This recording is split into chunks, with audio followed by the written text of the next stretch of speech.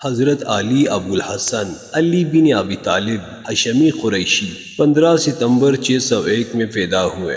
حضرت علی رضی اللہ عنہ پیغمبر علیہ السلام کے چچزاد اور داماد تھے۔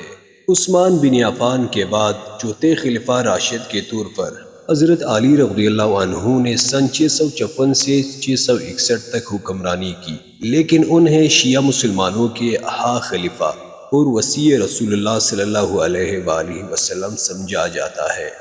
ابو طالب اور فاطمہ بنت اسد کے پیدا ہوئے۔ روایات کے مطابق علی مقدس ترین شہر مکہ میں کعبہ کے اندر جائے ہوئے حرمت میں پیدا ہوئے۔ حضرت علی بچوں میں پہلے اسلام قبول کرنے والے تھے اور کچھ مصنفین کے مطابق پہلے مسلم تھے۔ ابتدائی دور میں علی نے رسول اللہ صلی اللہ علیہ وآلہ وسلم کی حفاظت کی اور ابتدائی مسلم برادری کی جانب سے لڑی گئی تقریباً تمام جنگوں میں حصہ لیا۔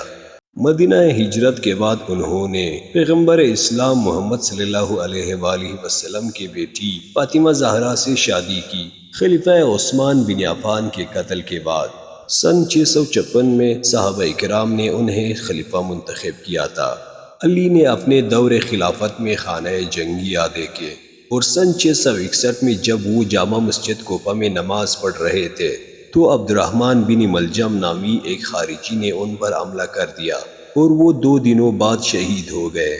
علی شیعہ اور سنی دونوں کے سیاسی طور پر اور روحانی طور پر اہم ہیں۔ فرقوں کے نزدیک علی کے متعلق متعدد سوانح عمریہ ایک دوسرے کے نزدیک نادرست ہے، لیکن وہ اس بات پر تمام متفق ہیں کہ وہ پارسا مسلم اور قرآن و سنت پر سختی سے کاربند تھے۔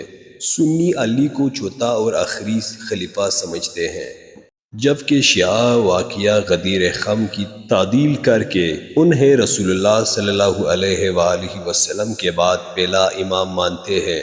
شیعہ کا یہ بھی ماننا ہے کہ علی اور دیگر شیعہ اہل بیت سے تمام بھی رسول اللہ صلی اللہ علیہ وآلہ وسلم کے حقیقی جانشین ہیں۔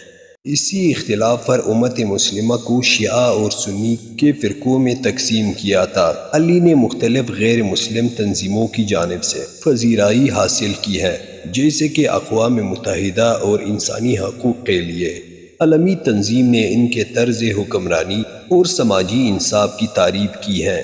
جب اسلام کا دین آیا تو حضرت علی کا عمر صرف 10 سال کا تھا، اس لیے ان کو اسلام کے مذہبی مناظر سب سے پہلے نظر آئے۔ اسلام قبول کرنے کے بعد حضرت علی مکہ معظمہ میں بسر ہوئے، چونکہ وہ دن اور رات سرور کائنات صلی اللہ علیہ وآلہ وسلم کے ساتھ رہتے تھے، اس لیے مشورہ کی مجلسوں میں، کفار مشرکین کے مباحثوں میں، ہر قسم کے صحبتوں میں شریک رہتے تھے۔